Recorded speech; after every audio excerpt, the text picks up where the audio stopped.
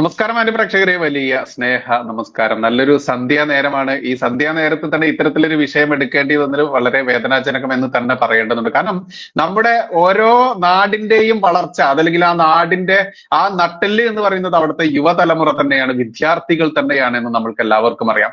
ആ വിദ്യാർത്ഥികളിലേക്ക് വരെ, അവരുടെ വിദ്യാഭ്യാസ നയത്തിൽ വരെ കുത്തിത്തിരുകലുകൾ, അതല്ലെങ്കിൽ ജാതിയും മതവും തിരിച്ചുകൊണ്ട് ഇവിടെ മതവർഗീയവാദം വളർത്തുന്ന ആളുകളുടെ വാക്കുകളും പാട്ടുകളും കവിതകളും കഥകളും രചനകളും എല്ലാം കുത്തിത്തിരുക എന്ന് പറയുമ്പോൾ അത് എത്രത്തോളമായിരിക്കും ആ നാടിന്റെ സംസ്കാരം വരും നാളുകളിൽ നശിപ്പിക്കപ്പെടുക എന്ന് എടുത്തു പറയേണ്ട ആവശ്യമില്ല.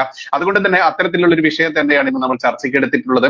നമ്മുടെ മുഖ്യ അതിഥികളായി എത്തിയിട്ടുള്ള ഡോക്ടർ പ്രമീള ദേവി ടീച്ചർ, അതുപോലെ ഷാജിമോൻ ചൂരൽമലാജി, രണ്ട് അതിഥികൾക്കും നമ്മുടെ ചാനലിലേക്ക് സ്വാഗതം. ടീച്ചർ, ആദ്യം ലേഡീസ് ഫസ്റ്റ് എന്നാണല്ലോ. എന്താണ് ടീച്ചർ, നമ്മൾ കണ്ടു വേടൻ എന്ന് പറയുന്ന ഒരു വ്യക്തി, ആ വേടൻ എന്ന് പറയുന്ന വ്യക്തി, അയാളെ നമുക്കൊരു കലാകാരനായി മാത്രം കാണാം. പക്ഷെ അദ്ദേഹം എന്തൊക്കെയാണോ ഈ നാട്ടിൽ സംഭാവന ചെയ്തിട്ടുള്ളത് ചിന്തിക്കുമ്പോൾ അദ്ദേഹത്തെ കഞ്ചാവ് കേസിൽ പിടിക്കുന്നു, അദ്ദേഹത്തിന് മീറ്റു ആരോപണങ്ങളിൽ പല സ്ത്രീകളും രംഗത്ത് വരുന്നു, ലൈംഗികമായിട്ട് വൈകൃതങ്ങളുള്ള ഒരു വ്യക്തിയാണെന്ന് വ്യക്തമാക്കുന്ന രീതിയിലുള്ള വെളിപ്പെടുത്തലുകൾ വരുന്നു.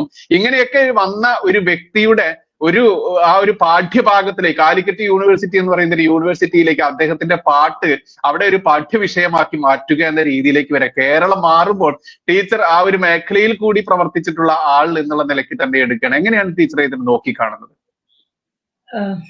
അതായത് WB യേറ്റ്സ് എന്ന ഐറിഷ് കവിയുടെ കവിതയിലെ 2 വരികൾ, things fall apart, the centre cannot hold. Centre എന്ന് പറയുന്നത് കേന്ദ്ര സർക്കാരിനെ ഉദ്ദേശിച്ചല്ല കേട്ടോ. അതിന്റെ ഫോക്കൽ പോയിന്റിന്, കേന്ദ്ര ബിന്ദുവിന് എല്ലാറ്റിനെയും ചേർത്ത് നിർത്താൻ കഴിയുന്നില്ല. തിങ്സ് ഫോൾ എപ്പാർട്ട്, എല്ലാം അകലേക്ക് തെറിച്ചു വീണ് തകർന്നുടയുന്നു എന്നാണ് ഈ കവിതയിൽ പറഞ്ഞിരിക്കുന്നത്. അത്തരത്തിലൊരു സാഹചര്യം ഇന്ന് കേരളത്തിൽ നിലവിലുണ്ട്. ഇത് വേടൻ എന്നറിയപ്പെടുന്ന ഗായകന്റെ പാട്ടിനെ കുറിച്ച് അല്ല ഞാൻ പറയുന്നത്. അദ്ദേഹത്തിന്റെ ഗാനങ്ങൾ, റാപ്പ് ഗാനങ്ങൾ കാലിക്കറ്റ് യൂണിവേഴ്സിറ്റി സിലബസിൽ ഉൾപ്പെടുത്തിയതിനെ കുറിച്ചുമല്ല പറയുന്നത്. കുറച്ചുകൂടി വിപുലവും വിശാലവുമായ അർത്ഥത്തിൽ കുത്തഴിഞ്ഞ പുസ്തകം എന്ന് പറയും പോലെ ഉള്ള അവസ്ഥയിലാണ് കേരളം ഇന്ന് കടന്നുപോയിക്കൊണ്ടിരിക്കുന്നത്. നിത്യേന കേരളത്തിൽ സംഭവിക്കുന്ന കാര്യങ്ങൾ എന്തൊക്കെയാണ്? സ്ത്രീകൾക്കും കുട്ടികൾക്കും എതിരെയുള്ള പീഡനം ഭീകരമായി വർദ്ധിക്കുന്നു. നമ്മൾ കഴിഞ്ഞ ദിവസം വായിച്ചത്, ഹേമ കമ്മിറ്റി റിപ്പോർട്ടിൽ മൊഴി കൊടുത്ത പലരും പിന്നീട് തങ്ങൾക്ക് പരാതിയില്ല എന്ന് പറഞ്ഞു എന്നാണ്. എന്തായിരിക്കും കാരണം? പരാതിക്കാർക്ക് പൊടുന്നനവേ പരാതി ഇല്ലാതെ വരുന്നത് എങ്ങനെയാണ്? ഏത് കേസാണെങ്കിലും നമുക്ക് പഴയ ഐസ്ക്രീം പാർലർ കേസിന്റെ ഒക്കെ കഥ അറിയാം.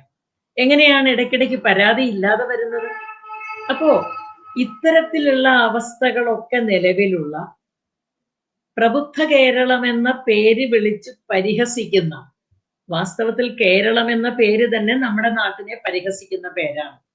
കേരവൃക്ഷങ്ങളില്ലാതെയായ, ബഹുഭൂരിപക്ഷം ആളുകളും തേങ്ങ വിലയ്ക്ക് വാങ്ങിച്ച് കഴിയുന്ന ഒരു നാടിന് കേരളം എന്ന പേര് തന്നെ ഹ്യൂമിലിയേറ്റിംഗ് ആണ്, അപമാനകരമാണ്. അക്കൂട്ടത്തിൽ പ്രബുദ്ധ കേരളം എന്നുകൂടി ചേർക്കുമ്പോൾ പൂർത്തിയായി. ഇനി നമുക്ക് നമ്മുടെ വിഷയത്തിലേക്ക് വരാം. വേടൻ എന്ന ചെറുപ്പക്കാരന്റെ ഗാനങ്ങൾക്ക് ശക്തമായ സ്വാധീന ശക്തിയുണ്ട്. അതിനെക്കുറിച്ച് നമുക്ക് ആർക്കും 2 അഭിപ്രായമില്ല. ചെറുപ്പക്കാരെ ഇളകിമറിക്കുന്ന, ചെറുപ്പക്കാരെ കടലലകൾ പോലെ ഉയർന്നു താഴ്ന്നുയരാൻ പ്രേരിപ്പിക്കുന്ന റാപ്പ് സംഗീതമാണ് അദ്ദേഹത്തിൻ്റെത്. അദ്ദേഹത്തിന്റെ സംഗീതം ഘോഷിക്കപ്പെടുകയും ആഘോഷിക്കപ്പെടുകയും ഒക്കെ ചെയ്യാവുന്നതാണ്, യാതൊരു തെറ്റുമില്ല. അദ്ദേഹം ഒരുപക്ഷെ തന്റെ കുട്ടിക്കാലത്ത് കടന്നു പോന്ന തിക്താനുഭവങ്ങളെ കുറിച്ച് അതിൽ വിവരിക്കുമ്പോൾ നമുക്ക് ആർക്കും അതിലെതിരെ അഭിപ്രായമില്ല. ഈ ചർച്ചയിൽ പങ്കെടുക്കുന്ന ഞാനും ശ്രീ ബൈജുവും ശ്രീ ഷാജിമോൻ ചൂരൽമലയും ഒന്നും ഒരിക്കലും ജാതീയമായിട്ട് മനുഷ്യരെ കാണുന്ന ആളുകളല്ല. നമ്മുടെ മുമ്പിൽ യാതൊരു ജാതിയുമില്ല. ഒരു മനുഷ്യൻ ഏത് വീട്ടിൽ ജനിച്ചു, ആരുടെ മക്കളായി, ഏത് മതത്തിൽ ഏത് പ്രദേശത്ത് ജനിച്ച് ഏത് ഭാഷ സംസാരിക്കുന്നു എന്നത് നമുക്ക് വളരെ അസംഗതമായ കാര്യമാണ്. നമ്മൾ പ്രാധാന്യം കൊടുക്കുന്നത് അയാളുടെ കണ്ടന്റിനാണ്, അയാളുടെ ക്യാരക്ടറിനാണ്. സ്വഭാവവും ഉള്ളടക്കവും ആണ് നമ്മൾ പ്രധാനപ്പെട്ടതായിട്ട് കരുതുന്നത്. പക്ഷെ അങ്ങനെ അല്ലാത്ത ധാരാളം സങ്കുചിത മനസ്കർ ഈ ലോകത്തുണ്ട്, ഉണ്ടായിരുന്നിട്ടുണ്ട്. ഇപ്പോഴവരുടെ എണ്ണം കുറഞ്ഞെങ്കിലും അങ്ങനെയുള്ളവരുണ്ട്. അപ്പോ അത്തരക്കാരുടെ കയ്യിൽ നിന്ന് ഈ ചെറുപ്പക്കാരന് ദുഷിച്ച അനുഭവങ്ങൾ ബാല്യ കൗമാരങ്ങളിൽ ഉണ്ടായിട്ടുണ്ടാവും. അതിനെതിരെ അദ്ദേഹം ഗാനങ്ങളിലൂടെ പ്രതിഷേധിക്കുന്നതും വളരെ സ്വാഭാവികം. ശില്പി തന്റെ ശില്പങ്ങളിലൂടെയും ചിത്രകാരൻ അയാൾ വരയ്ക്കുന്ന ചിത്രങ്ങളിലൂടെയും കവി അയാളുടെ കവിതകളിലൂടെയും ഒരു ഗായകൻ അല്ലെങ്കിൽ ഗാനനിർമ്മാതാവ് തന്റെ ഗാനങ്ങളിലൂടെയുമാണ് പ്രതികരിക്കുന്നതും പ്രതിഷേധിക്കുന്നതും. വളരെ സ്വാഭാവികം. പക്ഷെ നമ്മുടെ വിഷയം അതല്ലല്ലോ. ഇദ്ദേഹം മികച്ച ഗായകനും മികച്ച അവതാരകനും, പാടുക മാത്രമല്ല അത് അവതരിപ്പിക്കുന്ന രീതി കൂടി വളരെ മികച്ചതാണ്. പക്ഷേ അദ്ദേഹം കഞ്ചാവ് കൈവശം വെക്കുകയും ഉപയോഗിക്കുകയും ചെയ്ത കേസിൽ കുറ്റാരോപിതനാണ്. അദ്ദേഹം അറസ്റ്റ് ചെയ്യപ്പെട്ടിട്ടുണ്ട്. മാത്രമല്ല അദ്ദേഹത്തെ പറ്റി സ്ത്രീകൾ ലൈംഗികമായി പീഡിപ്പിച്ചു എന്നൊരു പരാതി കൂടി പറഞ്ഞിട്ടുണ്ട്. നമ്മൾ ജീവിക്കുന്ന കേരളത്തിൽ യുവതലമുറ വഴിതെറ്റിപ്പോകുന്ന അല്ലെങ്കിൽ യുവതലമുറ ഏർപ്പെട്ടുകൊണ്ടിരിക്കുന്ന വളരെ നിഷിദ്ധമായ രണ്ട് മേഖലകളാണ് ഇത് രണ്ടും. ലഹരിക്കടിമകളായി കൊണ്ടിരിക്കുന്നു. ദൈനംദിനം അത്തരക്കാരുടെ എണ്ണം വർദ്ധിച്ചുകൊണ്ടിരിക്കുന്നു. രണ്ടാമത് അവര് ഇത്തരം ബന്ധങ്ങളിൽ ചെന്ന് കുടുങ്ങുന്നു. വിവാഹ വാഗ്ദാനം നൽകി പീഡിപ്പിച്ചു, പ്രണയ സമയത്ത് പീഡിപ്പിച്ചു, ഇങ്ങനെയുള്ള പരാതികള് വനിതാ കമ്മീഷന്റെ ഭാരവാഹിയായിരുന്ന സമയത്ത് ഞാൻ ധാരാളം കേൾക്കുകയും ചർച്ച ചെയ്യുകയും പരിഹരിക്കാനാവാതെ വിഷമിച്ച് നിൽക്കുകയും ഒക്കെ ചെയ്യേണ്ടി വന്നിട്ടുണ്ട്. അപ്പോ അത്തരം പ്രശ്നങ്ങൾ, ആരോപണങ്ങൾ ഉള്ള ഒരാൾ, പ്രത്യേകിച്ച് അദ്ദേഹം തന്നെ പറയുന്നു എന്നെ ആരും മാതൃകയാക്കരുത്. അങ്ങനെ ഒരാളിന്റെ ഗാനങ്ങൾ സിലബസിൽ ഉൾപ്പെടുത്തുമ്പോൾ യൂണിവേഴ്സിറ്റി നിശബ്ദമായ ഒരു സന്ദേശം കൊടുക്കുന്നുണ്ട്. എന്താണത്? നിങ്ങൾ ഏത് തരത്തിൽപ്പെട്ട വ്യക്തിയായിരുന്നാലും, ഏത് തരത്തിൽ എന്ന് ഞാൻ പറയുന്നത് ഏത് ജാതി എന്നല്ല, ജാതി ഇവിടെ 100% അപ്രസക്തമാണ്. ഏത് സ്വഭാവക്കാരനാണെങ്കിലും, നിങ്ങൾ മദ്യപാനിയോ ലഹരി ഉപയോഗിക്കുന്നയാളോ സ്ത്രീ പീഡകനോ ഒക്കെയാണെങ്കിലും ശരി, നിങ്ങൾക്ക് പാഠശാലയിൽ, വിദ്യാലയത്തിൽ, കലാലയത്തിൽ, സർവകലാശാലയിൽ ഞങ്ങൾ ഇടം തരുന്നു. ഇതൊരു തെറ്റായ കീഴ്വഴക്കമായിട്ടും ഇതൊരു പ്രസിഡന്റ് എന്നുള്ള നിലയ്ക്ക് വളരെ ദോഷകരമാണ്. മീറ്റു ആരോപണങ്ങൾ അല്ലെങ്കിൽ സ്ത്രീ പീഡന ആരോപണങ്ങൾ നേരിടുന്ന ഒരു ചെറുപ്പക്കാരനെ അദ്ദേഹത്തിന്റെ ഗാനങ്ങൾ ആസ്വദിക്കുകയും ആഘോഷിക്കുകയും ചെയ്യുന്നതിനൊപ്പം തന്നെ യൂണിവേഴ്സിറ്റിയുടെ സിലബസിൽ അദ്ദേഹത്തിന്റെ ഗാനങ്ങൾ ഉൾപ്പെടുത്തുന്നത് വളരെ തെറ്റായൊരു നീക്കമാണ്. ഏതെങ്കിലുമൊക്കെ ചില മാതൃകകൾ നമുക്ക് വേണ്ടേ? ഏതെങ്കിലുമൊക്കെ ചില മൂല്യങ്ങളോട് നമ്മൾ ചേർന്ന് നിൽക്കണ്ടേ? വള്ളത്തോള് കവിത എഴുതിയിരുന്നത് സ്വാതന്ത്ര്യ സമരത്തെ പുകഴ്ത്തിക്കൊണ്ടായിരുന്നു. എന്റെ ഗുരുനാഥൻ എന്ന് പറഞ്ഞാണ് അദ്ദേഹം മഹാത്മാഗാന്ധിയെ കുറിച്ച് എഴുതിയത്. ഭൂമിയിൽ ഇത്രയ്ക്ക് സകലരുടെയും ഗുണവൈശിഷ്ട്യങ്ങൾ ചേർന്ന മറ്റൊരാൾ ഉണ്ടാവില്ല എന്നാണ് പറഞ്ഞത്. ഉള്ളുടെ ആഗ്രഹം ഇനി എത്ര ജന്മങ്ങൾ ഉണ്ടായാലും അത് കേരള ഭൂമിയിൽ തന്നെ ആകണം എന്നായിരുന്നു. അക്കാലമൊക്കെ മാറിയിരിക്കുന്നു. കുമാരനാശാൻ ആഴത്തിലുള്ള ദർശനങ്ങളാണ് അദ്ദേഹത്തിന്റെ കവിതയിലൂടെ പകർന്നു തന്നത്. മനുഷ്യൻ ഏത് ജീവിത സന്ദർഭത്തിലും ഉപയോഗിക്കാൻ പറ്റിയവ. ആ കാലമൊക്കെ പിന്നിട്ടിരിക്കുന്നു. കവിത സ്വയം പരിഷ്കരിച്ചും സ്വയം തിരുത്തിയും സ്വയം പുതുക്കിയും ഒക്കെ മുന്നോട്ട് പോവുകയാണ്. സാഹിത്യത്തിന്റെ സ്വഭാവം അതാണ്, അങ്ങനെ ആവണം. അപ്പോ കടലമ്മ കരഞ്ഞു പെറ്റതിനെ കുറിച്ചും ഭൂമി ഞാൻ വാഴുന്നിടമെന്ന് തിരിച്ചറിയുന്നതിനെ കുറിച്ചും ഇടമില്ലാത്തവനെന്ന് കൽപ്പിക്കപ്പെട്ടവന്റെ വേദനകളെ കുറിച്ചും ഒക്കെയുള്ള അദ്ദേഹത്തിന്റെ കവിതകൾ, പ്രതികരണങ്ങൾ, പ്രതിഷേധ സ്വരങ്ങളൊക്കെ ഗംഭീരാണ്. പക്ഷേ യൂണിവേഴ്സിറ്റിയുടെ സിലബസിൽ കഞ്ചാവ്, സ്ത്രീപീഡനം തുടങ്ങിയ വിഷയങ്ങളിൽ പെട്ടൊരാളെ വെക്കുന്നത് നല്ല കീഴ്വഴക്കമല്ല, നല്ലൊരു മാതൃകയല്ല. ഇനി മറ്റൊന്ന്, യൂണിവേഴ്സിറ്റിയുടെ പഠന സിലബസിൽ വെച്ചാൽ മാത്രമേ അദ്ദേഹത്തിന് അംഗീകാരം ലഭിക്കുകയുള്ളൂ.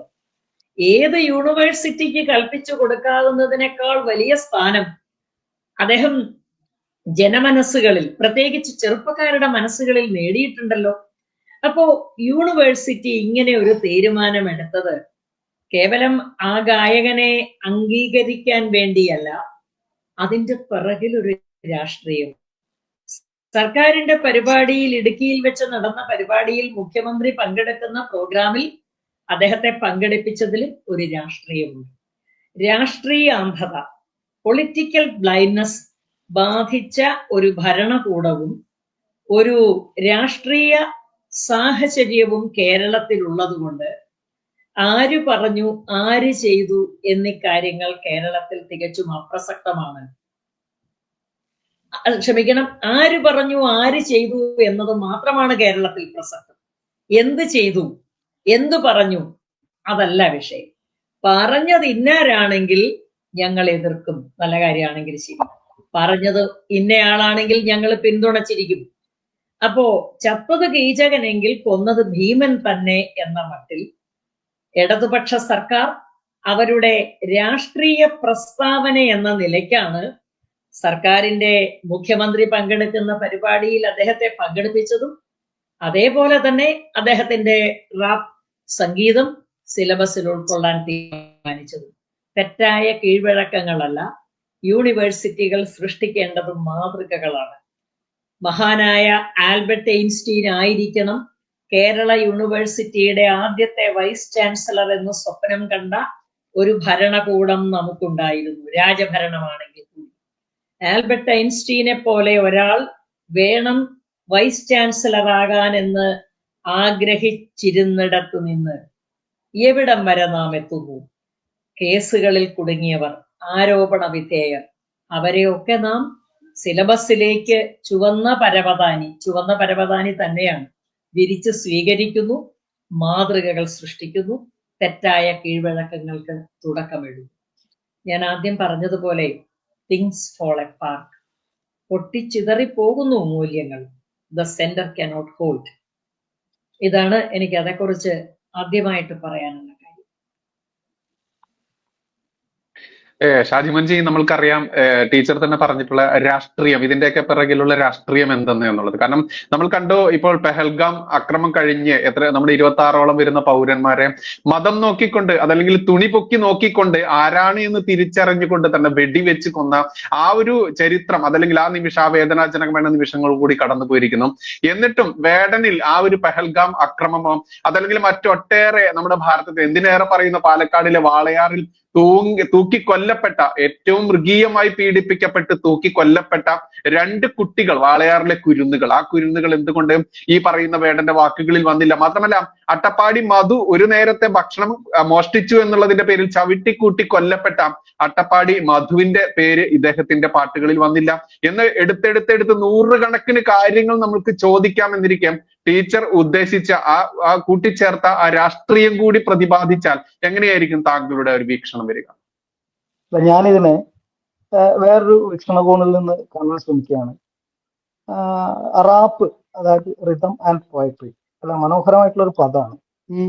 ആ മേഖലയിൽ, അല്ലെങ്കിൽ ആ ഒരു സംഗീത സാഹിത്യ മേഖലയിൽ ഇങ്ങനെ അറിയപ്പെടുന്ന ഒരു ആദ്യത്തെ മലയാളി അല്ല വേടൻ. പക്ഷെ വേടൻ ആഘോഷിക്കപ്പെടുന്നത് കേരളത്തിലാണ്. ആ ആഘോഷിക്കപ്പെടാനുള്ള കാരണം നമുക്കറിയാം, അത് ഒരു തരം രാഷ്ട്രീയമാണ്. ആ രാഷ്ട്രീയം എന്നത് നാടിന്റെ നന്മയെ കരുതിയുള്ള രാഷ്ട്രീയമല്ല എന്നുള്ളതാണ് നമ്മളെ ഭയപ്പെടുത്തുന്ന ഒരു കാര്യം. ഞാൻ ഈ റാപ്പിന്റെ മേഖലയിൽ തന്നെ പറയാം, നമ്മളൊക്കെ അഭിമാനത്തോടു കൂടിയാണ് കഴിഞ്ഞ ഏതാനും നാളുകൾക്ക് മുമ്പ് കണ്ടത് ഹനുമാൻ കൈൻഡിന്റെ കാര്യം, സൂരജ് ചെറുകാട്, അല്ലെ? ലോകമെമ്പാടുമുള്ള സംഗീത ആരാധകരുടെ മനസ്സിൽ ഇടം പിടിച്ച ഒരു മലയാളി, മലപ്പുറംകാരനായിട്ടുള്ള സൂരജ് ചെറുകാട്.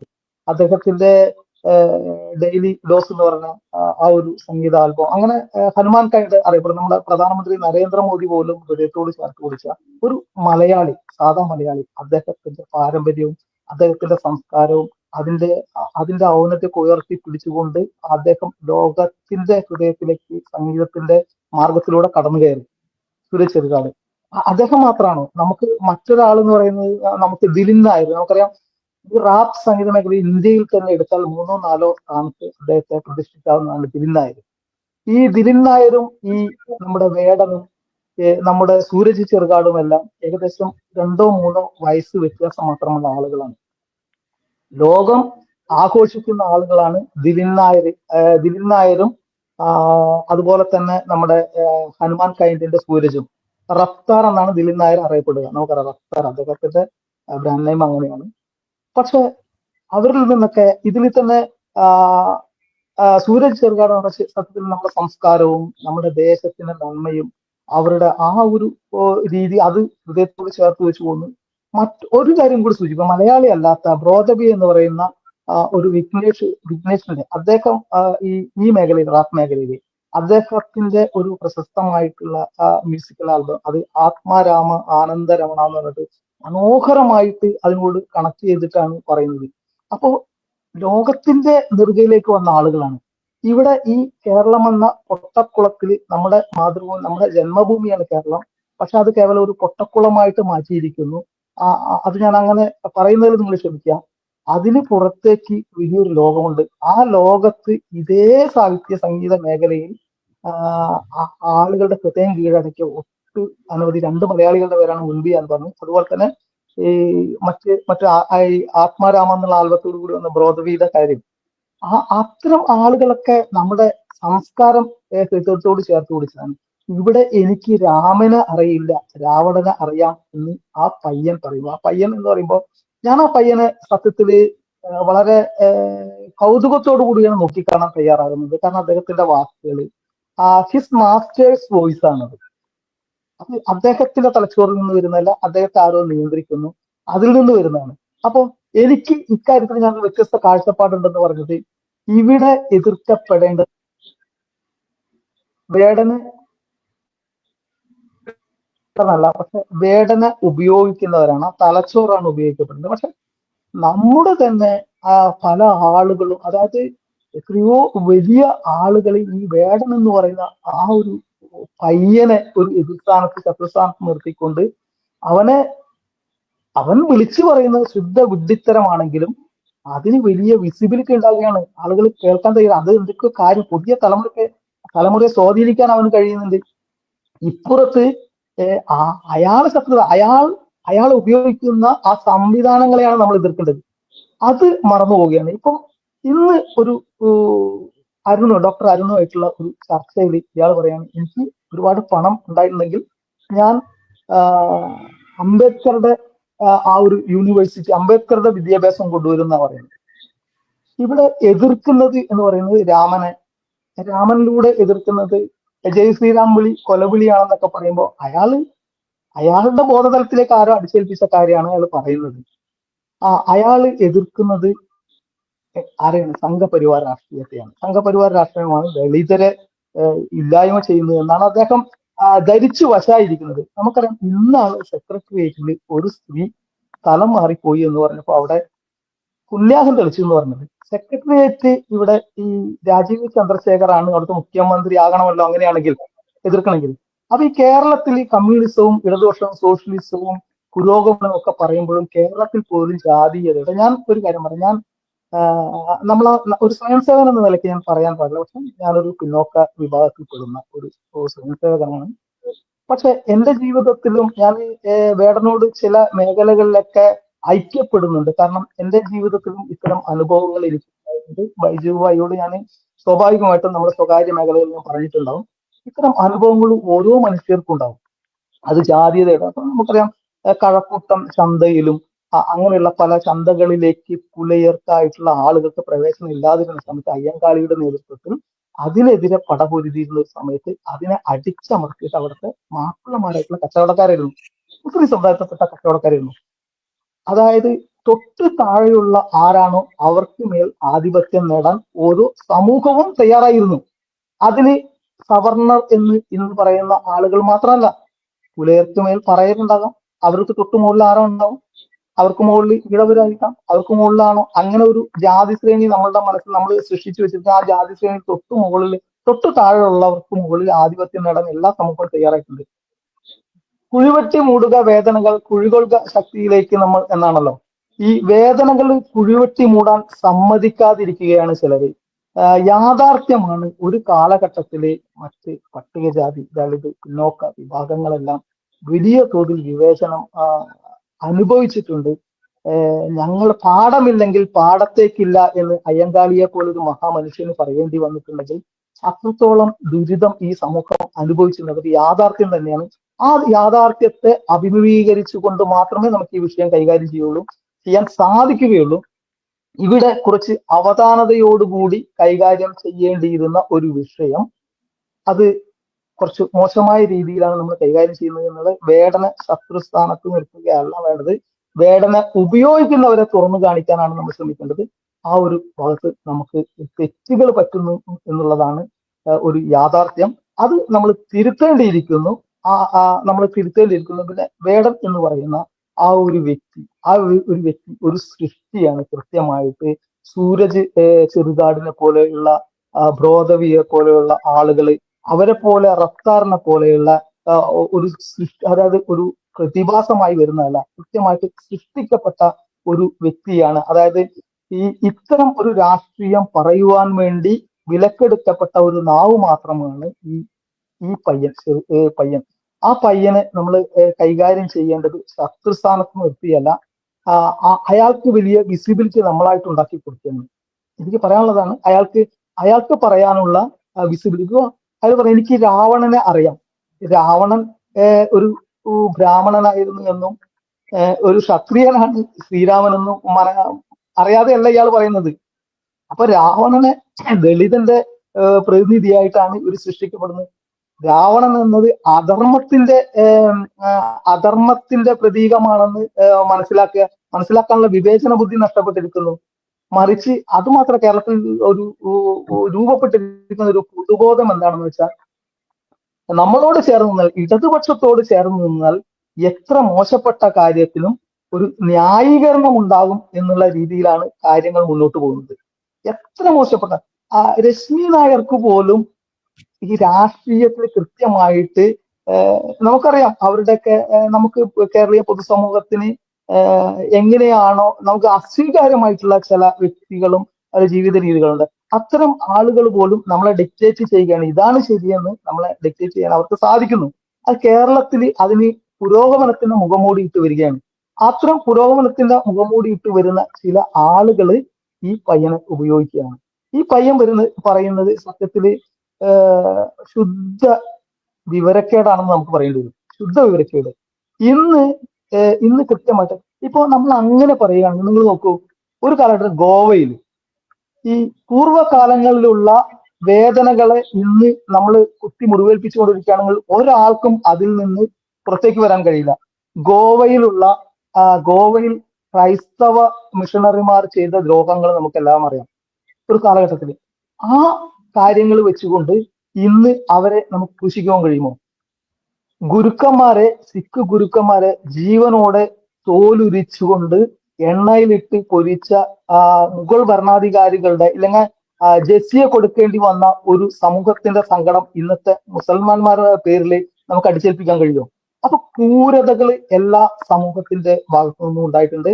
ആ കാലഘട്ടത്തില് നമ്മുടെ കവി പറഞ്ഞ പോലെ വേദനകൾ കുഴിവെട്ടി മൂടാൻ നമുക്ക് സാധിക്കണം. അത്തരം വേദനകൾ കുഴിവെട്ടി മൂടാൻ അനുവദിക്കാതെ അത് ചൊറിമാന്തി പുണ്ണാക്കുന്നത് പോലെ ഈ പയ്യനെ ഉപയോഗിച്ചുകൊണ്ട് ചെയ്യണം. ആ ചെയ്യുന്നവരെയാണ് നമുക്ക് പുറത്ത് കാണിക്കേണ്ടത്, ലോകത്ത് കാണിക്കേണ്ടത്. ജമാഅത്തെ ഇസ്ലാമി നമുക്കറിയാം, ലോകത്ത് ഈ ഏഷ്യയിൽ തന്നെ ഇന്ത്യ, പാകിസ്ഥാൻ, അഫ്ഗാനിസ്ഥാൻ ഇങ്ങനെയുള്ള ഈ ഒരു മേഖലയിൽ, ബംഗ്ലാദേശ് മേഖലയിൽ ഏറ്റവും മനുഷ്യ സമൂഹത്തോട് ദ്രോഹം ചെയ്തിട്ടുള്ളത്, മറ്റ് മത സമൂഹങ്ങളോട് ദ്രോഹം ചെയ്തിട്ടുള്ളത്, കൂട്ടക്കൊലകൾ നടത്തിയിട്ടുള്ള ഒരു സംവിധാനമാണ് ജമാഅത്തെ ഇസ്ലാമി. ഈ ജമാഅത്തെ ഇസ്ലാമി കൃത്യമായിട്ട് ഇത്തരം ആളുകളെ ഉപയോഗപ്പെടുത്തുന്നുണ്ട്. അത് തുറന്നു കാണിക്കാനാണ് സമൂഹം ചെയ്യേണ്ടത്. അല്ലാതെ ഈ ഒരു ഹിരൺദാസ് മുരളി എന്ന് പറയുന്ന ഈ വേടൻ എന്ന പേരിലുള്ള ഈ ഹിരൺദാസ് മുരളി എന്ന് പറയുന്ന കൊച്ചു പയ്യനെ, അവനെ ശത്രുസ്ഥാനത്ത് നിർത്തിക്കൊണ്ട് വലിയൊരു സമൂഹത്തിന് മുന്നോട്ട് പോകാൻ കഴിയില്ല. അവനെ തിരുത്തുക, അവന്റെ പിറകിലുള്ള ഈ കറുത്ത കരങ്ങളെ തുറന്നു കാണിക്കാൻ നമ്മൾ തയ്യാറാകണം എന്നാണ് എനിക്ക് ആദ്യമായിട്ട് തുടക്കത്തിൽ ഈ വിഷയത്തിൽ എനിക്ക് പറയാനുള്ളത്. ടീച്ചർ, നമ്മൾക്കറിയാം ദ്രൗപദി മുർമു എന്ന് പറയുന്ന ഭാരതത്തിന്റെ രാഷ്ട്രപതി, പ്രഥമ വനിത. അവരെ സ്പർശിക്കാതെ നമ്മളുടെ ഈ ഒരു ചർച്ച പൂർണ്ണമാവില്ല എന്നുള്ളതാണ്. കാരണം അദ്ദേഹം അധസ്ഥിത വർഗത്തിന് വേണ്ടി, ദളിതർക്ക് വേണ്ടി എന്നൊക്കെ അദ്ദേഹം പറഞ്ഞുകൊണ്ട് രംഗത്ത് വരുമ്പോൾ അദ്ദേഹം ഓർക്കുന്നില്ല. ഇപ്പോ ഷാജിജി പറഞ്ഞ പോലെ തന്നെ രാവണൻ പ്രതിനിധീകരിക്കുന്ന അദ്ദേഹത്തിന്റെ കമ്മ്യൂണിറ്റി അതല്ലെങ്കിൽ ജാതീയത മതഭേദ എന്ന് ഇദ്ദേഹത്തിന് അറിയാത്തത് കൊണ്ടല്ല. പക്ഷെ അദ്ദേഹത്തെ ഈ അധസ്ഥിതന്റെ രീതിയിലേക്ക് മാറ്റുക, അവിടെ രാമനെ ചവിട്ടി അരയ്ക്കാൻ വേണ്ടി രാമനെ എനിക്ക് അറിയില്ല എന്ന് പറയുക, ജയ് ശ്രീറാം എന്ന് വിളിക്കുന്നത് കൊലയാളികൾ മാത്രമാണ്, കൊല്ലുന്ന സമയത്ത് മാത്രമാണെന്ന് പറയുക. എന്നാൽ മറുപുറത്തുള്ള ഈ പറയുന്ന ഇതിന് നേരെ എഗെയിൻസ്റ്റ് ആയിട്ടുള്ള എല്ലാത്തിനെയും വിസ്മരിക്കുക, പലസ്തീനെ പൊക്കിപ്പിടിക്കുക, ഹമാസിനെ പൊക്കിപ്പിടിക്കുക, ഇസ്രയേലിനെ അറിയുക പോലുമില്ല. അത്തരത്തിൽ ഭാരതത്തിൽ നടക്കുന്ന ക്രൂരതകളും വൃത്തികേടുകളും അറിയുകയില്ല. പക്ഷെ മറ്റ് ഭാരതത്തിനെതിരെ പ്രവർത്തിക്കുന്ന ശത്രു രാജ്യങ്ങളായിക്കോട്ടെ, ശത്രു രാഷ്ട്രീയ സംഘടനകളായിക്കോട്ടെ, മറ്റൊട്ടേറെ കാര്യങ്ങളായിക്കോട്ടെ, അതെല്ലാം അറിയുക. ഇതെല്ലാം കൂട്ടിച്ചേർത്ത് പറയുമ്പോൾ അതിലെ രാഷ്ട്രീയം, തീവ്രമായിട്ടുള്ള രാഷ്ട്രീയം. അപ്പോൾ എങ്ങനെയാണ് ടീച്ചർ ദ്രൗപദി മുർമു എന്ന് പറയുന്ന നമ്മുടെ പ്രഥമ വനിതയെ കൂടി, അവരെ കൂടി സ്പർശിച്ചുകൊണ്ട് നമ്മൾ കടന്നു പോവുകയാണ്? ബൈജു, രാമൻ കേരളത്തിന്റെ രാഷ്ട്രീയ ചേരികൾക്കൊരു പൊതു ശത്രുവായി മാറിയിരിക്കുന്നത് വളരെ വിചിത്രമായ ഒരു കാര്യമാണ്. രാമൻ ഒരിക്കലും ചിന്തിച്ചിട്ടുണ്ടാവില്ല താൻ സീതാന്വേഷണത്തിനായി അലഞ്ഞു നടന്ന വഴികൾ ഒടുവിൽ ഈ ഉപഭൂഖണ്ഡത്തിന്റെ തെക്കേ അറ്റത്ത് വന്ന് ഇവിടെ നിന്ന് കടൽ കടന്നു പോയി സീതയെ വീണ്ടെടുത്ത്, വാസ്തവത്തിൽ സീതയെ അല്ല ധർമ്മത്തെയാണ് അദ്ദേഹം വീണ്ടെടുത്തത്. അദ്ദേഹത്തിനെ സഹായിക്കാനുണ്ടായിരുന്നത് ബ്രാഹ്മണരായിരുന്നില്ല, ഉയർന്ന ജാതിക്കാരായിരുന്നില്ല, മനുഷ്യരെക്കാൾ പിന്നിൽ നിൽക്കുന്ന വാനരന്മാരായിരുന്നു. അദ്ദേഹത്തിന് സഞ്ചാരവേളകളിൽ കൂട്ടിനുണ്ടായിരുന്നത് നിഷാദന്മാരായിരുന്നു, പക്ഷികളായിരുന്നു. രാക്ഷസ വംശത്തിൽപ്പെട്ട വിഭീഷണനായിരുന്നു അദ്ദേഹത്തിന്റെ പ്രിയങ്കരൻ. അങ്ങനെയൊക്കെയുള്ള ഒരു രാമൻ വാസ്തവത്തിൽ ജാതി ചിന്തയുടെയും വേർതിരിവുകളുടെയും എല്ലാ മതിൽക്കെട്ടുകളെയും തകർത്ത് കളഞ്ഞ, കാട്ടിൽ ശബരി കൊടുത്ത ഭക്ഷണം സ്വീകരിക്കുന്ന, സമ്പാദിക്ക് വേണ്ടി ബലിക്രിയകൾ, ഉദകക്രിയകൾ ചെയ്യുന്ന രാമനെ ശത്രുവാക്കിയത് അയോധ്യയിലെ രാമക്ഷേത്രം ഭാരതീയ ജനതാ പാർട്ടിയും സംഘപരിവാറും ഉയർത്തിപ്പിടിക്കുന്ന ആദർശത്തിന്റെ പ്രതീകമായതുകൊണ്ടാണ്. വേണമെങ്കിൽ പരീക്ഷണാർത്ഥം സംഘപരിവാറിന് രാമനെ വിട്ടുകളയാം, തള്ളിപ്പറയാം, രാമനെ ഉപേക്ഷിക്കാം. അങ്ങനെ ചെയ്താൽ ഒരുപക്ഷെ ഇടതുപക്ഷം വേടനെ പോലെയുള്ള കലാകാരന്മാരിലൂടെ രാമനെ സ്വീകരിച്ചേക്കാം. ഭഗത് സിംഗ് അങ്ങനെയാണല്ലോ അവർക്ക് പ്രിയങ്കരനായത്. ഒരു കാലത്ത് വിവേകാനന്ദ സ്വാമി അവർക്ക് ഇഷ്ടപ്പെടാത്ത ആളായിരുന്നു. ഇന്നിപ്പോ സംസ്ഥാന സമ്മേളനങ്ങളിൽ പോസ്റ്ററിൽ പടം കിട്ടാനുള്ള സുഹൃതം അദ്ദേഹത്തിനും കൈവന്നിരിക്കുന്നു, വിവേകാനന്ദ സ്വാമിക്ക് പോയി. അപ്പോ ഇവരുയർത്തിപ്പിടിക്കുന്നത് എന്താണെന്ന് നമുക്കറിയാം. രാവണൻ അധസ്ഥിതരുടെ നേതാവ് എന്ന നിലയ്ക്ക് ഈ ഗായകനായ വേടൻ പറയുന്നത്, ശ്രീ ഷാജി ചൂരൽമല പറഞ്ഞത് വളരെ കൃത്യമാണ്. അത് രാഷ്ട്രീയ പ്രേരിതമാണ്, മറ്റുള്ളവരുടെ നാവായി മാറിയിരിക്കുകയാണ്. അപ്പോ രാവണൻ എങ്ങനെയാണ് അധസ്ഥിതരുടെ പ്രതീകമാകുന്നത്? ബ്രാഹ്മണനാണ് രാവണൻ, അസാധ്യ പണ്ഡിതനായിരുന്നു, അതിഗംഭീരമായ കവിതകൾ രചിച്ചിട്ടുള്ള കവിയാണ്, വീണാവാദകനാണ്, ചക്രവർത്തിയാണ്, ത്രിലോകം കീഴടക്കാൻ പുറപ്പെട്ടവനാണ്. ഇതൊന്നുമല്ല രാമൻ. രാമൻ സംസ്കൃത ശ്ലോകങ്ങൾ പോയിട്ടൊരു മൂളിപ്പാട്ട് പോലും പാടി നടന്നതായിട്ട് നമുക്ക് എവിടെ അറിയില്ല. വീണ പോയിട്ടൊരു ഓടക്കുഴല് വായിക്കാൻ അദ്ദേഹത്തിന് അറിയില്ല. കലാകാരനോ മൂലോകവും അടക്കി ഭരിക്കുന്നയാളോ ഒന്നുമല്ല. പക്ഷെ രാവണനെയാണ് ഇവര് മഹത്വവൽക്കരിക്കുന്നത്. കാരണം ഒന്നേ ഉള്ളൂ, രാമനെ എതിർക്കുക. ദ്രൗപദി മുർമുവിനെ, നമ്മുടെ ബഹുമാന്യയായ രാഷ്ട്രപതിയെ ഇവര് കാണാതെ പോകുന്നതും അതുകൊണ്ട് തന്നെയാണ്. ഇന്ത്യയിലെ പിന്നാക്ക വിഭാഗങ്ങളിൽ ഏറ്റവും പിന്നാക്കമായ വിഭാഗമാണ് ഒഡീഷയിലെ സന്താൾ ജനവിഭാഗം എന്ന് പറയുന്നത്. ഈ സന്താൾ വിഭാഗത്തിൽ നിന്ന് വന്നിട്ടുള്ള ഒരു മഹതിയാണ് അവർ. അവർ ചെറുപ്പത്തിൽ വളരെ താഴ്ന്ന തരത്തിലുള്ള ജോലികൾ ചെയ്യേണ്ടി വന്നിട്ടുണ്ട്. താഴ്ന്ന തരത്തിൽ എന്ന് ഞാൻ പറയുന്നത് ഏതെങ്കിലും ജോലി താഴ്ന്നതാണ് എന്ന് ഞാൻ വിശ്വസിക്കുന്നത് കൊണ്ടല്ല, താഴ്ന്നത് എന്ന ആളുകൾ കരുതുന്നത് കൊണ്ട്. ഒരു ജോലിയും താഴ്ന്നതല്ല, മറിച്ച് ജോലി ചെയ്യാതിരിക്കലാണ് ഏറ്റവും താഴ്ന്ന കാര്യം എന്ന് വിശ്വസിക്കുന്ന ഒരാളാണ് ഞാനിപ്പോഴും ജോലി ചെയ്താണ് ജീവിക്കുന്നത്. അപ്പോ ഞാൻ പറഞ്ഞു വന്നത്, അതിനുശേഷം അവര് ജീവിതത്തിൽ ഉയർന്നു വന്നു, രാജ്യത്തിന് വേണ്ടി പ്രവർത്തിച്ചു, അങ്ങനെ അവര് രാഷ്ട്രപതിയായി. പക്ഷെ അവരെ കുറിച്ച് ഒരക്ഷരം മിണ്ടുന്നില്ല. വേണ്ട, മാറാട് കൊല്ലപ്പെട്ടത് അരയ സമുദായത്തിൽപ്പെട്ടവരാണ്, പിന്നാക്ക സമുദായക്കാരാണ്, ബ്രാഹ്മണരല്ല. അവരെ കുറിച്ചൊന്നും പറയാനില്ല. പാകിസ്ഥാൻ പോറ്റി വളർത്തുന്ന ഈ പറഞ്ഞ തീവ്രവാദി സംഘടന, the resistance force, TRF, Jaish മുഹമ്മദിന്റെ കൈക്കുഞ്ഞായ സംഘടന, ഈ സംഘടനയ്ക്കെതിരെ ഒരു വാക്കും മിണ്ടാനില്ല. ഹമാസിനെതിരെ പറയാനില്ല. ഇത് നമുക്കൊക്കെ അറിയാവുന്നതുപോലെ, ബൈജു, ഞാനൊരു കവി എന്ന നിലയിലുള്ള അനുഭവം പറയുകയാണ്. എന്റെ കവിതയെ അഭിനന്ദിച്ചുകൊണ്ട് ചിലർ ചോദിക്കുന്നത്, ഇത്ര നല്ല കവിത എഴുതുന്ന ഒരാൾക്ക് എങ്ങനെയാണ് BJPയുടെ കൂടെ നിൽക്കാൻ പറ്റുന്നത്? ഇടതുപക്ഷമല്ലേ ഹൃദയപക്ഷം, അതല്ലേ മനുഷ്യപക്ഷം എന്നാണ് ചോദിക്കുന്നത്. ലെനിനും സ്റ്റാലിനും കൊന്നൊടുക്കിയ ദശലക്ഷങ്ങൾ, മാവോ സേതുങ് കൊന്നൊടുക്കിയ ദശലക്ഷങ്ങൾ, ലോകത്തെമ്പാടുമുള്ള ഇടതുപക്ഷ ഭരണകൂടങ്ങൾ ഞെരിച്ചമർത്തി നശിപ്പിച്ച ജനലക്ഷങ്ങൾ, അവരെയൊക്കെ കണ്ടില്ലെന്ന് നടിച്ചിട്ടാണോ ഇവര് മനുഷ്യപക്ഷമെന്നും ഹൃദയപക്ഷമെന്നും പറയുന്നത്? ഉത്തര കൊറിയയിൽ ജീവിച്ചു മരിക്കുന്ന മനുഷ്യർ മുടിവെട്ടുന്നത് എങ്ങനെ വേണമെന്നും കുട്ടിക്ക് ഇടുന്നത് എന്തായിരിക്കണമെന്നും ഭരണകർത്താവിന്റെ ഇച്ഛയ്ക്കൊത്ത് മാത്രം തീരുമാനിക്കാൻ പറ്റുന്ന ഒരു ജനസമൂഹം അവിടെയുണ്ട്. പിന്നെ കേരളത്തിൽ നടന്ന കാര്യങ്ങളെ കുറിച്ച് നമ്മൾ പറഞ്ഞു കഴിഞ്ഞു. വാളയാർ പെൺകുട്ടികളുടെ ചെറ്റക്കുടിൽ ഞാൻ പോയി കണ്ടിട്ടുള്ളതാണ്.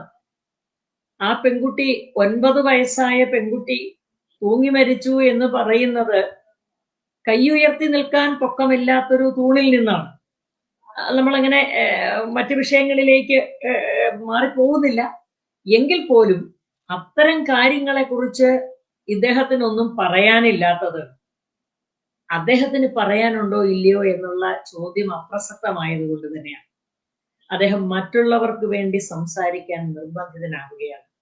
അദ്ദേഹം എന്നല്ല, കേരളത്തിലെ സാംസ്കാരിക മണ്ഡലത്തിൽ പ്രവർത്തിക്കുന്നവർ മുഴുവൻ സാഹിത്യ അക്കാദമിയുടെ പുരസ്കാരം കിട്ടണമെങ്കിൽ നിങ്ങൾ എത്ര നിലവാരം കുറഞ്ഞ കവിത എഴുതിയാലും വിരോധമില്ല. പക്ഷെ നിങ്ങൾ ഹമാസിന് വേണ്ടിയും പലസ്തീനു വേണ്ടിയും കണ്ണീരൊഴുക്കണം, ഇസ്രയേലിനെ സദാ പരാഗിക്കൊണ്ടിരിക്കണം. നിങ്ങൾക്ക് സാഹിത്യ അക്കാദമിയുടെ പുരസ്കാരം കിട്ടും. മാത്രമല്ല, നിങ്ങൾക്ക് വലിയ ജനസമ്മതി കിട്ടും. അപ്പോ സ്വാഭാവികമായും കലാകാരന്മാരും സാഹിത്യകാരന്മാരും ആഗ്രഹിക്കുന്നത് അംഗീകാരമാണ്. ഏത് മനുഷ്യനും അംഗീകരിക്കുന്നത്, ഏത് ജീവിയും ആഗ്രഹിക്കുന്നത് അംഗീകാരമാണ്. അതിൽ പ്രത്യേകിച്ച് ക്രിയേറ്റീവ് മേഖലയിൽ, സർഗാത്മക മേഖലയിൽ പ്രവർത്തിക്കുന്നവര് അംഗീകാരം ആഗ്രഹിക്കുന്നുണ്ട്. സ്വാഭാവികമായും സാംസ്കാരിക സാഹിത്യ കലാമേഖലകളിലെ ആളുകൾ ഒരു കുത്തൊഴുക്ക് പോലെ ഇടതുപക്ഷത്തേക്ക് പോകുന്നതിന്റെ കാരണം മറ്റൊന്നുമല്ല. വേടൻ എന്ന കലാകാരന്റെ കാര്യത്തിലും ഒന്നുകിൽ അദ്ദേഹം സ്വമേധയാ അങ്ങനെ ഒരു വഴി തെരഞ്ഞെടുത്തു, അതല്ലെങ്കിൽ അദ്ദേഹത്തിന്റെ മസ്തിഷ്ക പ്രക്ഷാളനം നടത്തി അദ്ദേഹത്തെ കൂടെ നിർത്തി, നിങ്ങൾക്കെതിരെയുള്ള കേസുകൾ ഞങ്ങൾ ഒഴിവാക്കി തരാം, നിങ്ങൾക്ക് നേരിട്ട അപമാനത്തിന്റെ കറകൾ ഞങ്ങൾ മായ്ച്ചു തരാം, ഞങ്ങളുടെ കൂടെ നിൽക്കുക, അവസരം കിട്ടുമ്പോഴൊക്കെ സംഘപരിവാറിനെ ചീത്ത വിളിക്കുക, രാമനെ കുറ്റക്കാരനെന്ന് ചിത്രീകരിക്കുക, ആരെയും അങ്ങോട്ട് കടന്നു ചെന്ന് ആക്രമിച്ച് കയ്യൂക്കുകൊണ്ട് കീഴടക്കുന്ന രാവണനെ മഹാപുരുഷനായി ചിത്രീകരിക്കുക. ഇത്തരത്തിലുള്ള തറവേലകൾ കേരളത്തിലെ ഇടതുപക്ഷ സാംസ്കാരിക മണ്ഡലം ചെയ്തു തുടങ്ങിയിട്ട് എത്രയോ കാലമായി. ഇപ്പൊ അവര് പറയുന്നു, നിലമ്പൂര് സ്വരാജാണ് ജയിക്കേണ്ടത്, സ്വരാജാണ് സാംസ്കാരിക നായകൻ. എന്തുകൊണ്ട്? അദ്ദേഹം ഇടതുപക്ഷമായിരുന്നു. ഈ സ്വരാജ് ശബരിമല കാലത്ത് പറഞ്ഞത് അയ്യപ്പന്റെ കല്യാണം കഴിഞ്ഞു നമ്മൾ ഈ ബഹളം വയ്ക്കുന്നതിനിടയില് എന്ന് പറഞ്ഞു. അദ്ദേഹം അത് പറഞ്ഞതിന് തെറ്റൊന്നുമില്ല. കാരണം ഇതൊരു ജനാധിപത്യ രാജ്യമാണ്, ആർക്കും എന്തും പറയാം. പക്ഷെ അദ്ദേഹം ചെയ്യേണ്ടത് ഇതേ വാക്കുകൾ ഇതര മതസ്ഥരുടെ, പ്രത്യേകിച്ച് ഇസ്ലാമിക വിശ്വാസികളുടെ ദൈവസങ്കല്പത്തെക്കുറിച്ച് പറയാനുള്ള തന്റെ ഇടം അദ്ദേഹത്തിനുണ്ടോ എന്ന് നോക്കണം. അതല്ലേ യഥാർത്ഥത്തിൽ നമ്മുടെ കരുത്തും നമ്മുടെ അഭിപ്രായ സ്ഥൈര്യവും കൺസിസ്റ്റൻസിയും ഒക്കെ കാണിക്കുന്നത്. ശരിയാണ്, മതം മനുഷ്യനെ മയക്കുന്ന കറപ്പാണെന്ന് മാർക്സ് പറഞ്ഞിട്ടുണ്ട്. ഒരു വീക്ഷണകോണിലൂടെ ആയിരിക്കാം, നമുക്കാർക്കും എതിർപ്പില്ല. കാരണം മാർക്സ് നമ്മളെക്കാൾ വലിയ പണ്ഡിതനായിരുന്നല്ലോ, നമുക്കതിൽ പ്രതിഷേധമില്ല. പക്ഷേ അത് ഒരു മതം മാത്രമാണ് എന്ന മട്ടിൽ സംസാരിക്കുമ്പോഴാണ് കുഴപ്പം.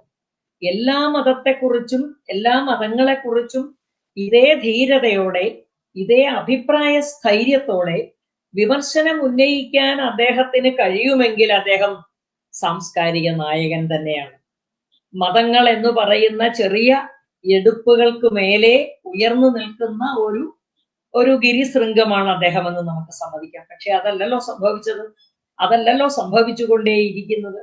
അപ്പോ ഈ രാജ്യത്തെ ഭൂരിപക്ഷം ജനതയുടെ വിശ്വാസം എന്തോ വലിയ അപകടമാണെന്നും കുഴപ്പമാണെന്നും വരുത്തി തീർത്ത് അവരെ അപഹാസ്യരാക്കി, അവരെ ജനമധ്യത്തിൽ ചെറുതാക്കി, അവരെ കളിയാക്കുന്നതെന്തും അവഹേളിക്കുന്നതെന്തും ഒറ്റപ്പെടുത്തുന്നതെന്തും മഹത്താണെന്ന് വരുത്തി തീർത്ത് അധികാരത്തിലെത്തുന്ന ഇടതുപക്ഷ തന്ത്രത്തിന്റെ മറ്റൊരു ഉദാഹരണം മാത്രമാണ് വേടൻ എന്നറിയപ്പെടുന്ന ഹിരൺദാസ് മുരളി എന്ന ഈ ചെറുപ്പക്കാരൻ, മികച്ച കലാകാരൻ.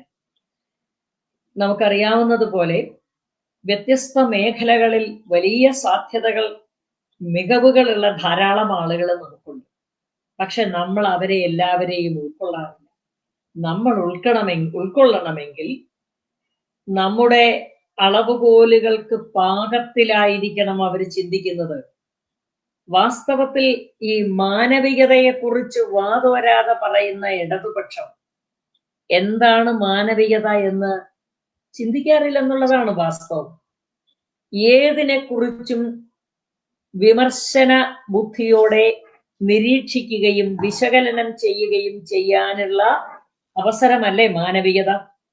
ബർട്രൻഡ് റസലിനെ പോലെ ഒരു മഹാപ്രതിഭാശാലി മാരേജ് ആൻഡ് മോറൽസിലൂടെ വിവാഹം എന്ന സ്ഥാപനത്തെ കുറിച്ചാണ് വിമർശനം ഉന്നയിച്ചത്. Why I am not a Christian എന്ന ഗ്രന്ഥത്തിലൂടെ മതമേധാവിത്വത്തിനെതിരെയാണ് അദ്ദേഹം വിമർശനങ്ങൾ ഉന്നയിച്ചത്.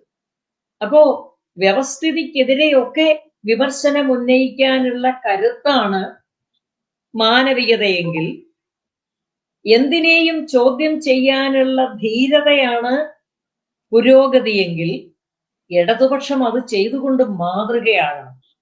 എല്ലാറ്റിനെയും വിമർശിക്കുക, എല്ലാറ്റിന്റെയും ന്യൂനവശങ്ങൾ ചൂണ്ടിക്കാണിക്കുക. പക്ഷെ അവര് ചെയ്യുന്നത് അതല്ല. വളരെ വില കുറഞ്ഞതും തരം താണതും എത്ര ഒളിച്ചു വെച്ചാലും താനെ വെളിപ്പെടുന്നതുമായ അപമാനകരമായ ഒരു നിറം നോക്കി, തരം നോക്കി, അവസരം നോക്കിയുള്ള രാഷ്ട്രീയ പ്രവർത്തനമാണ് അവർ ചെയ്യുന്നത്. അതുകൊണ്ട് ശ്രീ വേടൻ എന്നറിയപ്പെടുന്ന കലാകാരൻ, അദ്ദേഹത്തിന്റെ കലയ്ക്ക് കൂടുതൽ അവസരങ്ങൾ ഉണ്ടാകട്ടെ. അതോടൊപ്പം തന്നെ അദ്ദേഹത്തിന്റെ സ്വഭാവത്തിലെ അല്ലെങ്കിൽ ശീലങ്ങളിലെ ന്യൂനതകൾ തീർച്ചയായിട്ടും നമുക്ക് പരിഗണിക്കപ്പെടേണ്ടതാണ്. തീർച്ചയായും അത്തരം ആരോപണങ്ങളിൽ കുടുങ്ങിയ ഒരാളുടെ പുസ്തകം അല്ലെങ്കിൽ ഒരാളുടെ കൃതി, സംഭാവന പാഠപുസ്തകത്തിനുള്ളിലേക്ക് ചേർക്കുമ്പോൾ അത് തീർച്ചയായും ആദ്യം പറഞ്ഞതുപോലെ തന്നെ തെറ്റായ സന്ദേശമാണ് കൊടുക്കുന്നത്. പക്ഷെ നമുക്ക് ആകെ പറയാൻ പറ്റുന്നത്, തെറ്റായ സന്ദേശങ്ങൾ ഒരു വലിയ ചീട്ടുകൊട്ടാരം പോലെ പടുത്തുയർത്തി അതിന്റെ മുകളിൽ ഇരിക്കുന്ന ഒരു ഭരണകൂടമാണല്ലോ നമുക്കുള്ളത്. ഇതൊക്കെ ഇന്നല്ലെങ്കിൽ നാളെ നമ്മള് ഈ അനൗപചാരികമായിട്ട് ചർച്ച തുടങ്ങുന്നതിന് മുൻപ് അതിനെക്കുറിച്ച് പറഞ്ഞിരുന്നു. ഇന്നല്ലെങ്കിൽ നാളെ ചീട്ടുകൊട്ടാരങ്ങൾ കാറ്റിൽ തകർന്നടിയും. ഇതിനൊക്കെ ഒരു തിരുത്ത് പ്രകൃതി തന്നെ കാത്തു വെച്ചിട്ടുണ്ട്.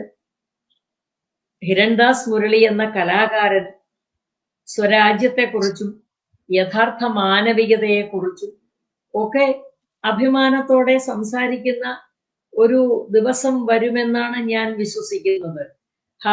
വരും നൂനമാദ്ദിനം വരും എന്ന് ഞാൻ വിശ്വസിക്കുന്നു. ഓക്കെ, ഷാജിമോൻജി, എന്താണ് ഇപ്പോ ഇനി കൂടുതൽ കൂട്ടിച്ചേർക്കാനുള്ളതാണ്? എന്തെങ്കിലും വിട്ടുപോയ പോയിന്റുകൾ എന്തെങ്കിലും കൂട്ടിച്ചേർക്കാനുണ്ടോ? എത്തിച്ചേർക്കാനുള്ള എനിക്ക് ഇപ്പൊ ബെർണാഡ് ഷായുടെ ഒരു കോട്ട്, ഞാനത് പറയുന്നത് തെറ്റാണെന്ന് ക്ഷമിക്കുക. Never wrestle with a pig because you will both get ഡെറ്റി and the pig likes it. ഇത് നമ്മൾ പ്രാവർത്തിയാക്കേണ്ട ഒരു കാര്യമാണ്. കാരണം നമുക്കറിയാം, ഈ ഇടതുപക്ഷം, പൊതുവെ ഇടതുപക്ഷം അവര് വലിയ വീരന്മാരാണെന്ന് ധരിക്കുന്നു. അവര് ഉന്നതങ്ങളിൽ ഇരിക്കുന്നു, ഉന്നത ചിന്താഗതി പുലർത്തുന്നവരായെന്ന് ഇരിക്കുന്നു, അങ്ങനെ ചിന്തിക്കുന്നു.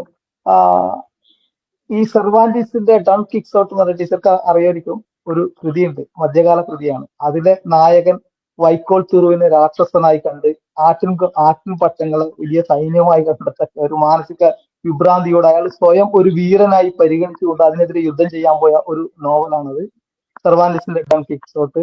ആ നോവലിലെ നായകന്മാര്, അതിനോടുള്ള അഭിനവ നായകന്മാരെ, ഡൺ കിക്സ് ഔട്ടുമാര്, പ്രഭുമാര് ഒരുപാട് പേര് കേരളത്തിലുണ്ട്. ആ ഭൂരിപക്ഷം ആളുകളും ഇടതുപക്ഷത്തിന്റെ ആ പ്രൊഫൈലുള്ള ആളുകളുണ്ട്, ഇടതുപക്ഷ പ്രൊഫൈലുള്ള ആളുകളാണ്.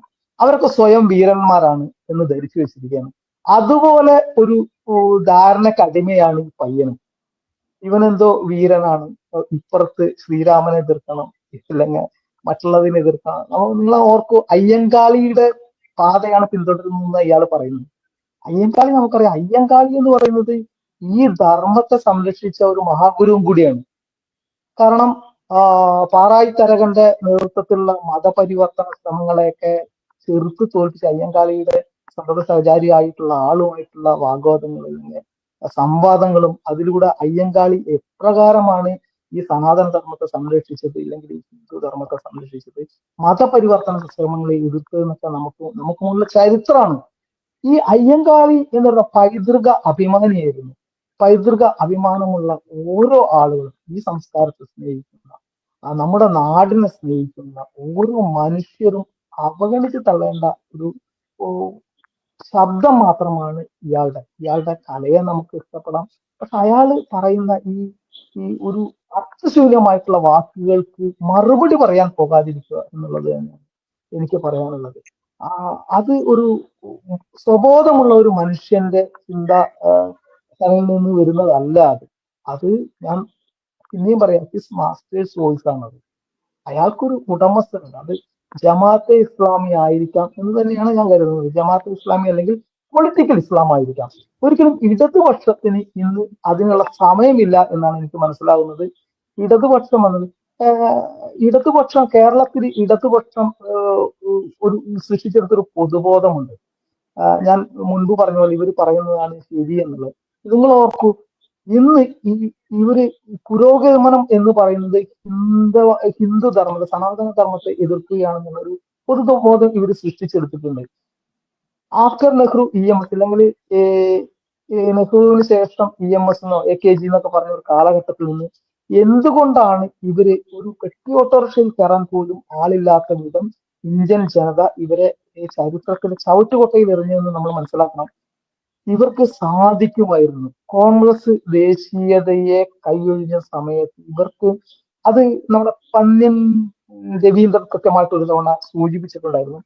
ഇടതുപക്ഷം ഈ ഇടതുപക്ഷ രാഷ്ട്രീയം എന്നാണോ ഭാരതീയതയെ എതിർക്കാൻ തുടങ്ങിയത്, അന്നാണ് അപജയം അവരുടെ ഉണ്ടായത്. അതിനെ ചേർത്ത് പിടിച്ച് ഏറ്റവും മനോഹരമായിട്ട് സോഷ്യലിസത്തിലേക്ക് പരിവർത്തിപ്പിക്കാൻ സാധിക്കുന്ന ഒരു സമൂഹമാണ് ഈ ഹൈന്ദവ സമൂഹം. കാരണം അതിന് പുതുമ സ്വീകരിക്കാനുള്ള ഒരു കഴിവുണ്ട്. ഒരു ചട്ടക്കൂടോ ഒരു ഇരുമ്പ് മറയോ ഇല്ലാത്ത സമൂഹം സ്വാധീനിക്കാൻ കഴിയുമായിരുന്നു. പക്ഷെ അവരുടെ ഈ പാവപ്പെട്ട ആളുകളുടെ, അല്ലെങ്കിൽ നിഷ്കളങ്കരായിട്ടുള്ള നിരുപദ്രവകാരികളായിട്ടുള്ള ആളുകളെ അവരുടെ വിശ്വാസങ്ങളെ ഹനിക്കാനാണ് ഇടതുപക്ഷം എന്നും ശ്രമിച്ചിട്ടുള്ളത്. പകരം ഇവർ പ്രീണിപ്പിക്കുവാൻ മാത്രമാണ് ശ്രമിക്കുന്നത്. പ്രീണിപ്പിക്കപ്പെടുന്ന ആളുകൾ എന്നും അവർക്ക് കൃത്യമായിട്ടൊരു ലക്ഷ്യമുണ്ട്. എവിടെയെല്ലാം അവർ അധികാരത്തിൽ എത്തിയിട്ടുണ്ടോ ആദ്യം അവർ ഇല്ലാതാക്കിയത് ഇടതുപക്ഷത്തെയാണ്. അഫ്ഗാനിസ്ഥാനിലാണെങ്കിലും അങ്ങനെ സിറിയയിലാണെങ്കിലും ഇറാഖിലാണെങ്കിൽ പോലും ആദ്യം ഇല്ലാതാക്കിയത് ഇടതുപക്ഷ കമ്മ്യൂണിസ്റ്റ് പ്രവർത്തകരെയാണെന്ന് ഇവർ മനസ്സിലാക്കാതെയാണ്. പക്ഷെ സത്യത്തിൽ ഈ ഈ നിരുപദ്രവകാരികളായിട്ടുള്ള സമൂഹത്തിന് ലോകാസമസ്ത സുഖിനോ ഭവന്തു എന്ന് പ്രാർത്ഥിക്കുന്ന ഈ സാധു ജനവിഭാഗത്തെ ചേർത്ത് നിർത്താൻ ഇടതുപക്ഷത്തിന് സാധിച്ചിരുന്നെങ്കിൽ ഇന്ത്യയുടെ ചരിത്രം മറ്റു രീതിയിലാവുമായിരുന്നു. ഇന്ത്യൻ കമ്മ്യൂണിസ്റ്റ് പ്രസ്ഥാനങ്ങളുടെ ചരിത്രം മറ്റു രീതിയിലാവുമായിരുന്നു. പക്ഷെ ചരിത്രപരമായ വിഡിത്തം ആവർത്തിക്കുന്നതിലൂടെ ഈ ഹൈന്ദവ വിരുദ്ധരായി സ്വയം മാറുകയും ഈ രാജ്യത്തിന്റെ ഇല്ലെങ്കിൽ രാജ്യത്തിന്റെ ആത്മാവിനെ വ്രണപ്പെടുത്തുകയുമാണ് ഇടതുപക്ഷം. ഈ കിരൺദാസ് മുരളി എന്ന് പറയുന്ന വേടൻ എന്ന് പറയുന്ന ഈ ഒരു വ്യക്തിയെ, അദ്ദേഹം ഒരു വ്യക്തിയാണോ ആശയമാണോ എന്നറിയില്ല, ആ ആശയത്തെ പിന്തുണയ്ക്കുന്നതിലൂടെ ഇടതുപക്ഷം ചെയ്യുന്നത് ഈ രാജ്യത്തിന്റെ ഈ സമൂഹത്തിന്റെ ആത്മാവിനെ മുറിവേൽപ്പിക്കുകയാണ്. ആത്മാവിനെ ദുർബലപ്പെടുത്താൻ പൊളിറ്റിക്കൽ ഇസ്ലാമിന് താല്പര്യമുണ്ട്. പക്ഷെ ഇടതുപക്ഷം അതിന് തയ്യാറാകുന്നതോടുകൂടി സ്വന്തം വേരുകൾ മുറിക്കുകയാണ് എന്നുള്ളതാണ് മനസ്സിലാക്കേണ്ടത്. കേരളത്തിൽ പോലും അവസാന തുരുത്തായ ഈ കനൽത്തരിയും അണയുവാൻ മാത്രമേ ഇടതുപക്ഷത്തിന്റെ ഈ നിലപാട് സഹായകരമാവുകയുള്ളൂ എന്ന് ഓർമ്മിപ്പിക്കാനും കൂടി ഈ അവസരം ഞാൻ ഉപയോഗിക്കുകയാണ്. എന്തായാലും ഷാജിജി പറഞ്ഞ പോലെ തന്നെ വേടൻ എന്ന് പറയുന്ന ആ ഒരു ചെറുപ്പക്കാരനെ നമ്മൾ കുറ്റം പറഞ്ഞിട്ട് കാര്യമില്ല. കാരണം അയാളുടെ പിറകിൽ തിരിക്കുന്ന, ചാവി കൊടുത്ത് വിടുന്ന അയാൾ വെറും ഒരു പാവയാണ് എന്ന് ഇന്നിപ്പോൾ കാണുന്ന ആളുകൾക്ക് മനസ്സിലാവുന്നുണ്ട്. കാരണം അയാൾ പറയുന്ന ഓരോ പ്രസ്താവനകളും, ഇപ്പോൾ അവ ഏറ്റവും അവസാനം പറഞ്ഞിട്ടുള്ള ജയ് ശ്രീറാം എന്ന് വിളിക്കുന്നത് ആളുകളെ കൊല്ലാൻ മാത്രമാണ് എന്നുള്ളത് അയാൾക്കറിയാം. രാമനെ അയാൾക്കറിയില്ല, രാവണനെ മാത്രമേ അയാൾക്ക് അറിയൂ എന്നുള്ള ഇത്തരത്തിലുള്ള പ്രസ്താവനകളിൽ നിന്ന് തന്നെ അയാളെ കൃത്യമായിട്ട് വായിക്കാൻ പറ്റുന്നതാണ്.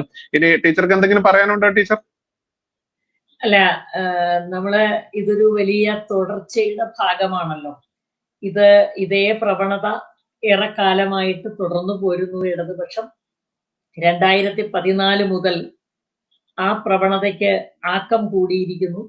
കേരളത്തിൽ അക്കൂട്ടത്തിൽ കബളിപ്പിക്കപ്പെടുന്ന ധാരാളം ആളുകൾ കൂടെ ചേർന്ന് നിൽക്കുന്നു. പക്ഷേ ഇതെല്ലാം ഒരു വലിയ മാറ്റത്തിന്റെ വക്കിലാണ് എന്ന് തന്നെയാണ് ഞാൻ വിശ്വസിക്കുന്നത്. വേടൻ എന്ന ചെറുപ്പക്കാരനെ എങ്ങനെ ഇടതുപക്ഷം മസ്തിഷ്ക പ്രക്ഷാളനം ചെയ്ത് കൂടെ നിർത്തിയിരിക്കുന്നുവോ, പുരസ്കാരങ്ങളും സ്ഥാനലബ്ധികളും ഒക്കെ പറഞ്ഞു മോഹിപ്പിച്ച് സാംസ്കാരിക പ്രവർത്തകരെ മുഴുവൻ എങ്ങനെ കൂടെ നിർത്തിയിരിക്കുന്നുവോ, അവരുടെയൊക്കെ കാൽച്ചുവട്ടിലെ മണ്ണൊഴുകി പോവുകയും ഇടതുപക്ഷം എന്ന ലോകം പിന്തള്ളിയ ആശയ സമൂഹം, ആ വാദഗതി കേരളത്തിലും പിന്തള്ളപ്പെടുകയും ചെയ്യും. ജയ് ശ്രീറാം എന്ന് വിളിക്കുന്നത് കൊലപാതകത്തിന്റെ മുന്നോടിയായല്ല എന്ന് കേരളത്തിലെ കലാകാരന്മാരും സാംസ്കാരിക പ്രവർത്തകരുമൊക്കെ തിരിച്ചറിയുന്ന ഒരു ദിവസം വരും.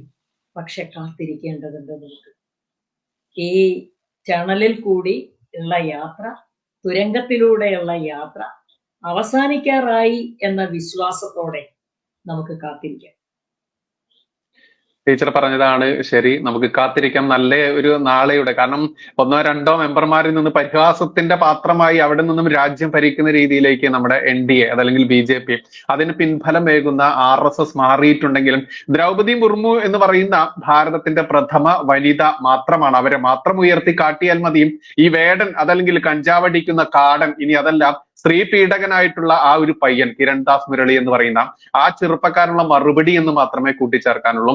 എന്തായാലും രാജ്യം ഇന്ന് കണ്ണീരോടെ ഇരിക്കുന്ന ഒരു ദിവസം കൂടിയാണ് ഇന്ന്. അഹമ്മദാബാദിൽ ഒരു വിമാനം തകർന്നു വീണ് അതിലെ ഏകദേശം എല്ലാ യാത്രക്കാരും മരണപ്പെട്ടു എന്ന രീതിയിലേക്ക് വരെ വാർത്ത വരുമ്പോൾ ഒരു വേദനയുടെ മുഖത്താണെങ്കിൽ പോലും ഈ വിഷയം നമ്മൾ ഏറ്റെടുത്തത് മറ്റൊന്നും കൊണ്ടുമല്ല. കാരണം നമ്മുടെ പുതുതലമുറ പഠിക്കുന്നത് ഇത്തരത്തിൽ കഞ്ചാവിന് അഡിക്റ്റ് ആയിട്ടുള്ള അതല്ലെങ്കിൽ സ്ത്രീകളോട് വൈകൃതം പെരുമാറുന്ന ഒരു വ്യക്തികളുടെ വരികൾ കൂടിയാണ് എന്ന് പറയുമ്പോൾ അതിൽ പരം ഒരു നാണക്കേട് വേറെ ഈ സാക്ഷര കേരളത്തിന്, ഈ പ്രബുദ്ധ കേരളത്തിന് എന്ന് സ്വയം വിട്ടുവിളിക്കുന്ന മലയാളികൾക്ക് ഇല്ല എന്നുള്ളതാണ് യാഥാർത്ഥ്യം. നമ്മുടെ വിശിഷ്ട അതിഥികൾക്ക് രണ്ടുപേർക്കും ഒരുപാട് നന്ദി. കുറഞ്ഞ സമയത്തിനുള്ളിലാണെങ്കിലും വ്യക്തമായി സ്പഷ്ടമായി തന്നെ കാര്യങ്ങൾ എല്ലാവരിലേക്കും എത്തിച്ചെന്ന വിശ്വാസത്തോടെ തൽക്കാലം നമുക്ക് വിമാനാപകടത്തിൽ മരിച്ച എല്ലാവർക്കും വലിയൊരു വേദനയോടെ തന്നെ ആദരാഞ്ജലികൾ അർപ്പിച്ചുകൊണ്ട് തൽക്കാലം ഈ സെഷനോടെ വൈൻഡപ്പ് ചെയ്യാം. നന്ദി, നമസ്കാരം. ജയ് ഹിന്ദ്, ജയ് ശ്രീറാം.